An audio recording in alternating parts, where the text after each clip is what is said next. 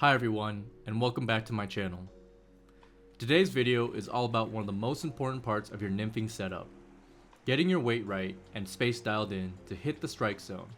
Because if your flies aren't in front of the fish, especially in highly pressured water, it's hard to get them to eat.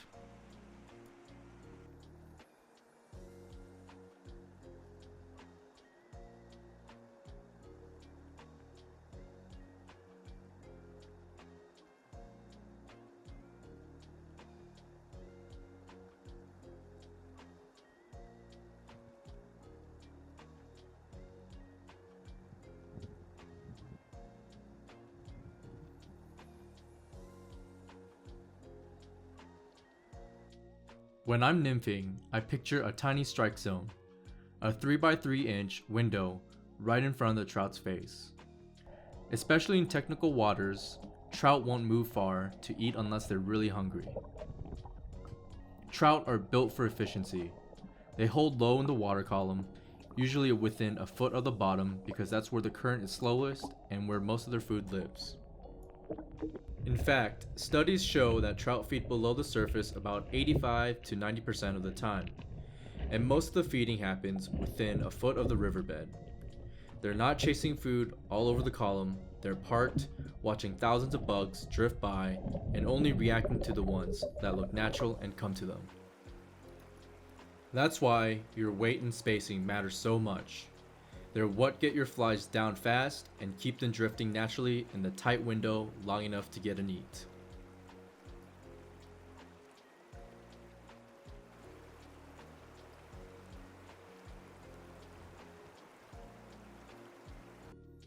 For my standard technical water setup, I keep it simple. I typically run a 9-foot 6x nylon leader on my 5-weight rod. And then I add about 14 inches of 6x fluorocarbon tippet using a double surgeon's knot. On top of that, I'll tie in another 10 to 12 inches of fluorocarbon with a second surgeon's knot. That gives me length to extend the life of the leader, and I'll pinch my split shot right above that second knot so it stays locked in even after dozens of casts. The nylon floats, which gives me better line and mending control, while the fluorocarbon sinks quicker and disappears better, super important in clear pressured waters.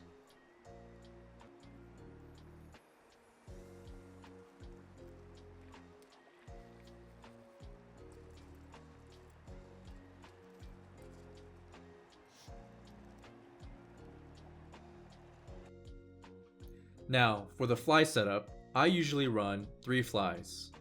I start by setting my indicator about 1.5 to 2 times the depth of the water. That might sound like overkill, but trust me, it's to help your flies overcome drag and actually reach the strike zone. Without that extra length, they tend to ride too high. Also keep in mind, the current at the bottom is slower than the surface, so in faster water, I'll extend the indicator even more. The key is to stay observant and tweak as needed.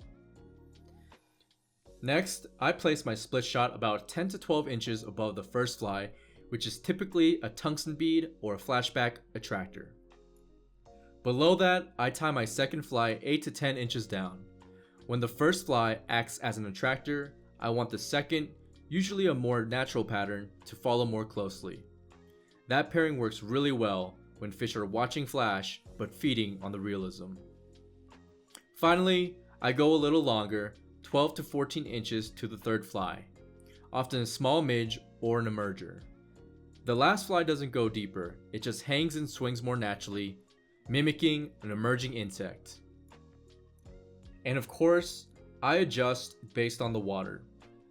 In riffles or fast pocket water, I tighten the whole setup. Shorter tippet between flies, tighter spacing to help the rig sink fast and stay compact.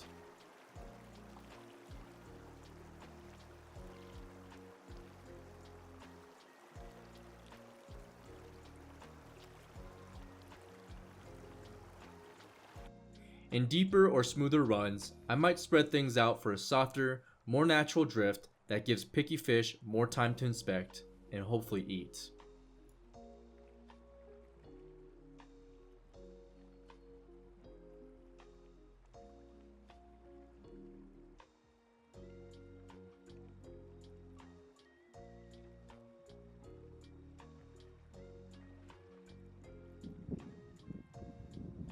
Once the rig's in place, the real magic is in the synergy between your weight and your indicator, and how you adjust based on what you're seeing. I probably adjust my weight 10 more times often than I change my flies. Like I mentioned earlier, trout are usually hugging the bottom, especially when there's no hatch. They are feeding on insects that get knocked loose and drift naturally just above the riverbed. So when I'm nymphing, my goal is to bounce off the bottom just enough.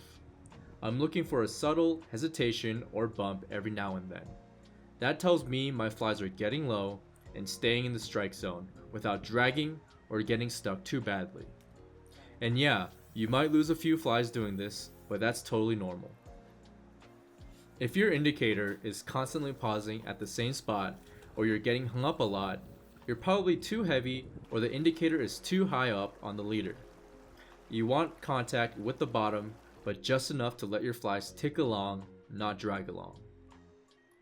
And it doesn't take much. Sometimes just adding or removing a touch of weight changes everything.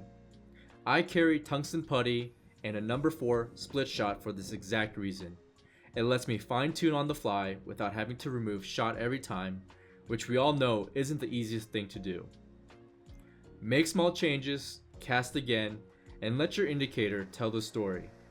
Over time, you'll start to feel that sweet spot, and that's when everything will start to click.